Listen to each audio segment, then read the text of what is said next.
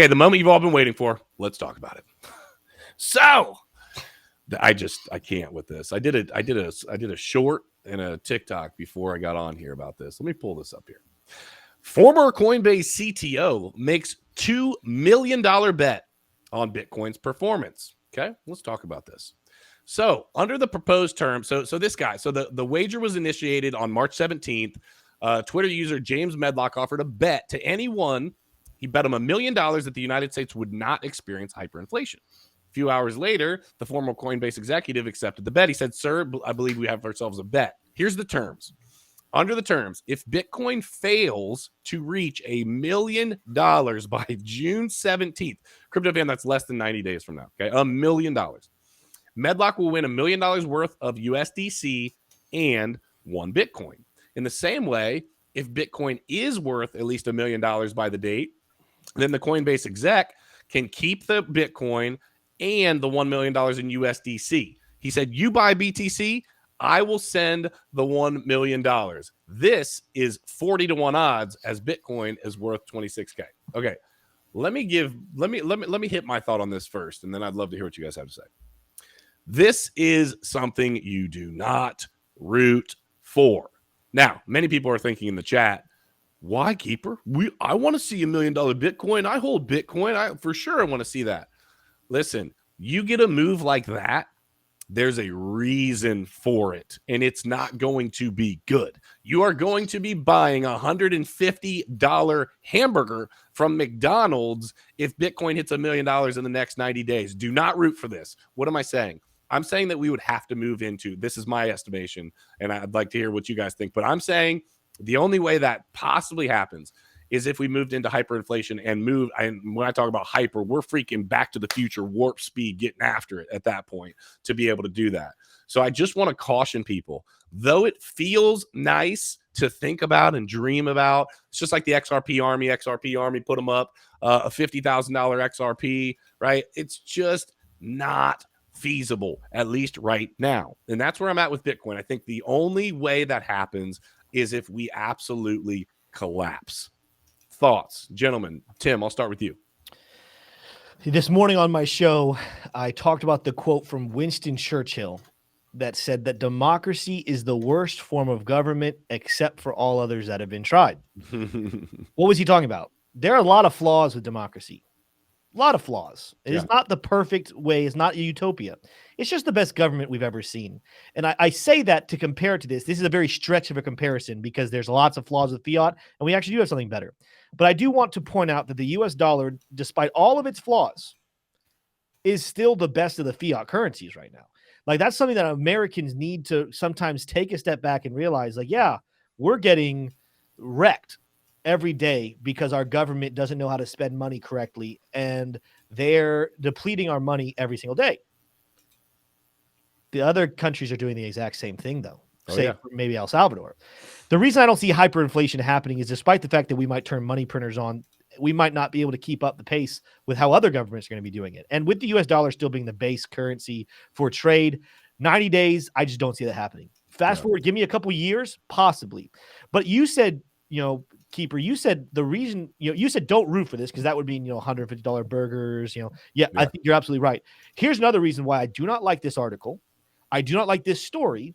And I think people should, I understand why we're covering it, but it's one of those things I'm like, I wish it didn't get coverage. I wish people stopped talking about it because this is going to bring attention from millions of people who have no idea what's going on in crypto. Yes. And when this inevitably flops and when this inevitably does not come to fruition, this guy who was a former executive at one of the top crypto companies out there, Coinbase, is going to look like the biggest idiot on the planet, and it will feed the fire of these crypto people are insane. The dollar is still very strong.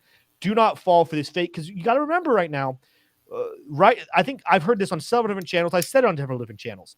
When Bitcoin was first created, 2009 to 2013, nobody really knew what it was. A couple of computer nerds understood the fundamentals and were like, this is awesome, this is the future. But the majority of the planet could not even fathom, they didn't even know it existed. Then between 2013 to 2017, it became oh my gosh, that's that computer coin that people go back and forth. That's so funny. They laughed at it. Since 2017, moving especially within the last year or two, We are in the phase of where the government and the world will fight crypto, and they're going to look for every single piece of firewood they can to fuel the flames as to why crypto is not good. That's why the banking crash last week of Silicon Valley was such a big deal, because they actually were on a win. The government and the central banks were on win streaks where they could look at the idiocy of crypto, and quote unquote, the idiocy of crypto, and say, look at all these people losing millions of dollars. Look at how they're throwing their life savings away. Well, guess what just got exposed? You're throwing your money away when you put it in banks as well. And crypto, despite the fact that the price went down, is the future. This, though, is just one more way that central banks and people who are dollar centrists, they love the dollar, are going to be able to hold off and fight crypto even more, because they're like, look at these idiot claims from these crypto people. They say 90 days we're inflating. That's not going to happen. Hey, guys, we're going to keep this narrative going. Your banks are safe. Don't trust crypto. Trust your money. Trust your bank. Everything will be okay. Mommy and pop, government and the Fed are going to take care of you. Everything's okay. Go back to sleep. And I don't like that.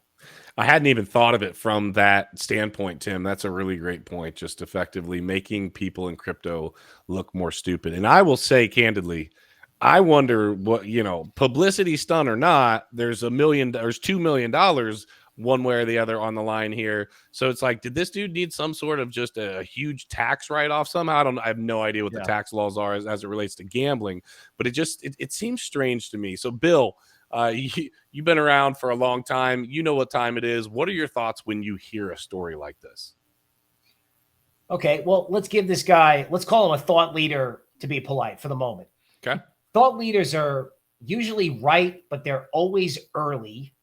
They always get stopped out, and they never really get the right implementation of the trade, right? To get Bitcoin at $1 million, you probably got to have 5% of global pension fund assets and 5% of U.S. deposits in Bitcoin. Which would be absolute insanity. That would be massive. Right. Over a 90-day period, that's not going to happen where everybody goes, oh my God, I have to allocate to Bitcoin. As you said, you don't necessarily want to be living in that world. Now, what this guy may be right about is that there is going to be an event. I think the event is in the fall, hence the whole he's early thing, right? He's going to wind up being right, sort of. You might get 100K. I said 88. I had a 250K number, whatever it is. You're going to see a much, much higher Bitcoin because you're going to have a much, much lower dollar. And, I got this one chart here of the dollar index going all the way back to the 70s. Jerome Powell may just stand up at the podium and go, let it go. They did it in 1985 with the Plaza Accord. They just said, let the dollar go down. Yeah. So he's calling for hyperinflation. That's probably a little dramatic. How about a 50% drop in the dollar? Just let the dollar devalue itself. This is what they do in every debt crisis. Could you get hyperinflation? Could you get $1 million Bitcoin? I think the way he set this up, he's distracted people from the fact that, the dollar could fall a lot. That could be very scary, especially combined with a stock market crash. Yeah. I mean, if you think it's scary now, you're going to be laughing in the fall. Just like when FTX happened, you were laughing about Celsius. Like, remember when we thought that was scary? Yep. That's a really good point. So, you look at the fall, you look at a precipitous drop in the dollar. Could that lead to hyperinflation? Sure. But I think the better focus is if the dollar index goes from 103 to 60, what should you own? I think if you ask the question that way, you can be thought-provoking rather than provocative.